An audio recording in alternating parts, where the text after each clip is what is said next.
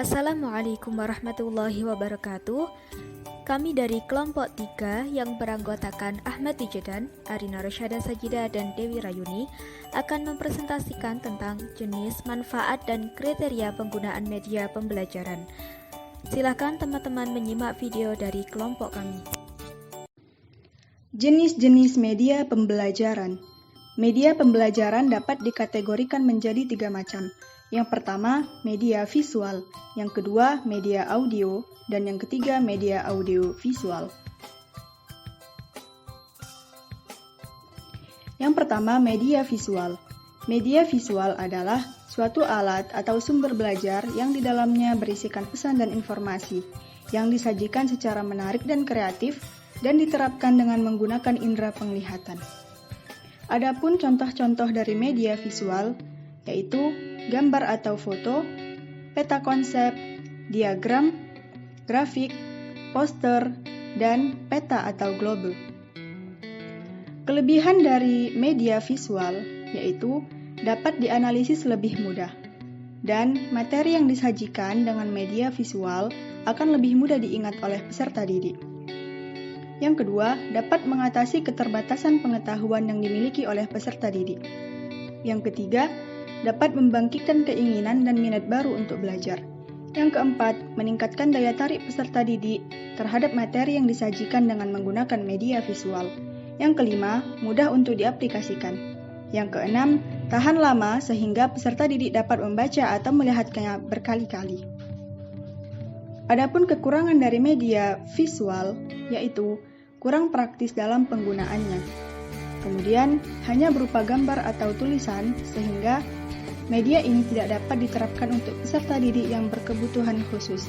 Salah satunya adalah penderita tunanetra.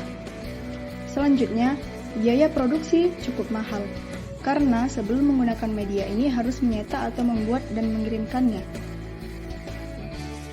Jenis yang kedua yaitu media audio.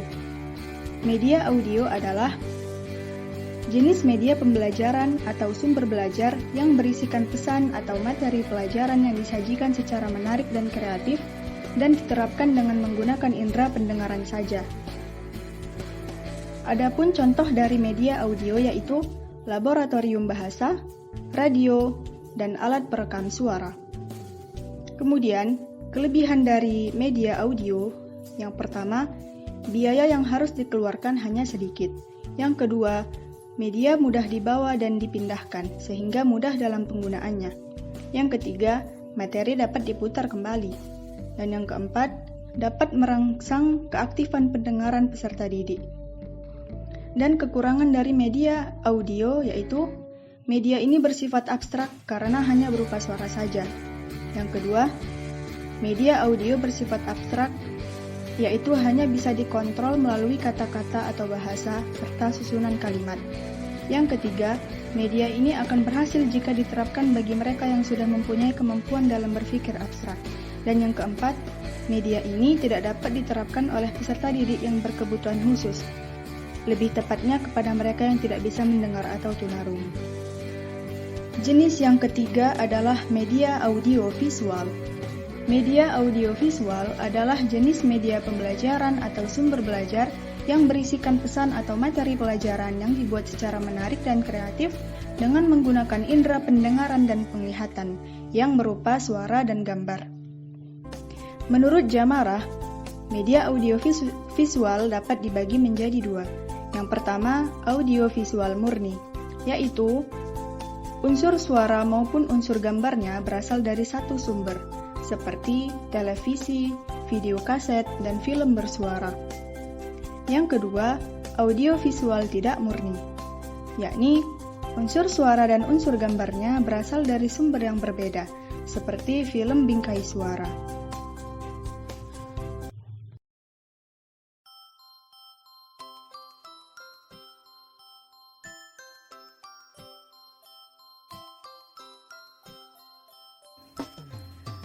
Manfaat penggunaan media pembelajaran.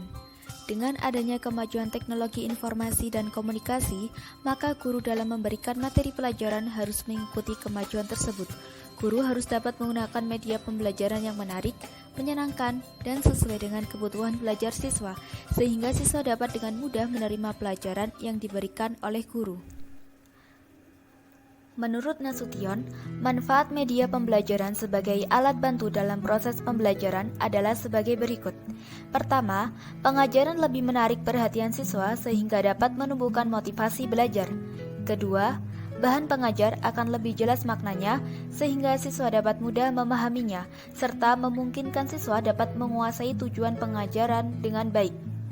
Ketiga, metode pembelajaran bervariasi, tidak semata-mata hanya komunikasi verbal melalui penuturan kata-kata lisan pengajar. Siswa tidak bosan dan pengajar tidak kehabisan tenaga. Keempat, selain mendengar dari penjelasan guru, siswa lebih banyak melakukan kegiatan belajar dengan cara melakukan aktivitas lain seperti mengamati, melakukan, mendemonstrasikan, dan lain-lain. Sedangkan Azhar Arsyad memberikan kesimpulan dari penggunaan media pembelajaran di dalam proses belajar mengajar, yaitu sebagai berikut. Pertama, media pembelajaran dapat memperjelas penyajian pesan dan informasi sehingga memperlancar dan meningkatkan proses dan hasil belajar. Kedua, media pembelajaran dapat meningkatkan dan mengarahkan perhatian anak sehingga dapat menimbulkan motivasi belajar, interaksi yang lebih langsung antara siswa dan lingkungan. Ketiga, media pembelajaran dapat mengatasi keterbatasan indera, ruang, dan waktu. Keempat, media pembelajaran dapat memberikan kesamaan pengalaman kepada siswa tentang peristiwa di lingkungan mereka.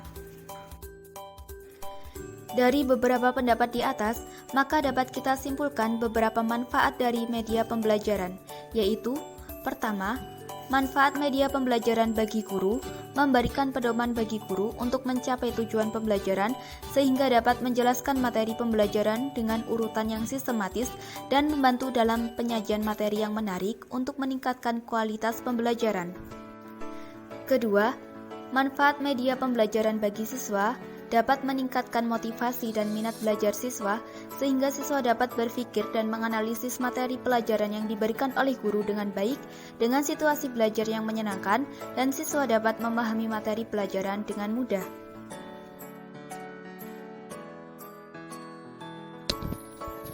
Kriteria pemilihan media pembelajaran. Untuk mendapatkan kualitas media pembelajaran yang baik agar dapat memberikan pengaruh yang signifikan dalam proses belajar mengajar, maka diperlukan pemilihan dan perencanaan penggunaan media pembelajaran yang baik dan tepat. Pemilihan media pembelajaran yang tepat ini menjadikan media pembelajaran efektif digunakan dan tidak sia-sia jika diterapkan. Kriteria yang harus diperhatikan sebagai berikut. Pertama, sesuai dengan tujuan. Maksudnya, media pembelajaran harus dipilih berdasarkan tujuan instruksional, di mana akan lebih baik jika mengacu setidaknya 2 dari 3 ranah kognitif, afektif, dan psikomotorik. Hal ini bertujuan agar media pembelajaran sesuai dengan arahan dan tidak melenceng dari tujuan. Media pembelajaran juga bukan hanya mampu mempengaruhi aspek inteligensi siswa, namun juga aspek lain, yaitu sikap dan perbuatan. Tepat mendukung materi yang bersifat fakta, konsep, prinsip, dan generalisasi. Yang kedua, praktis, luwes, dan bertahan. Media pembelajaran yang dipilih tidak harus mahal dan selalu berbasis teknologi. Pemanfaatan lingkungan dan sesuatu yang sederhana namun secara tepat guna akan lebih efektif dibandingkan media pembelajaran yang mahal dan rumit. Simpel dan mudah dalam penggunaan, harga terjangkau dan dapat bertahan lama serta dapat digunakan secara terus-menerus patut menjadi salah satu pertimbangan utama dalam memilih media pembelajaran. Selanjutnya yang ketiga, pengelompokan sasaran. Siswa terdiri dari banyak kelompok belajar yang heterogen. Antara kelompok satu dengan yang lain tentu tidak akan sama. Untuk itu pemilihan media pembelajaran tidak dapat disamaratakan. Memang untuk media pembelajaran tertentu yang bersifat universal masih dapat digunakan. Namun, untuk yang lebih khusus masing-masing kelompok belajar harus dipertimbangkan pemilihan media pembelajaran untuk masing-masing kelompok. Yang keempat, mutu teknis.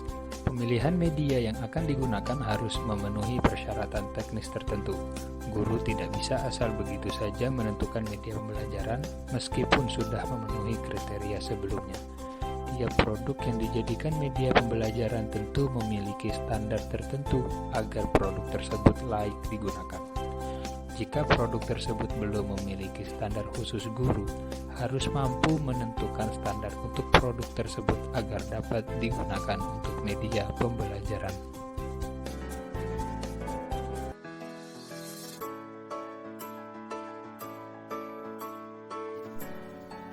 Baiklah, demikian hasil presentasi dari kelompok 3. Jika ada pertanyaan, silahkan tulis di kolom komentar. Sekian dari kami, mohon maaf apabila ada kekeliruan. Kami akhiri, Assalamualaikum warahmatullahi wabarakatuh.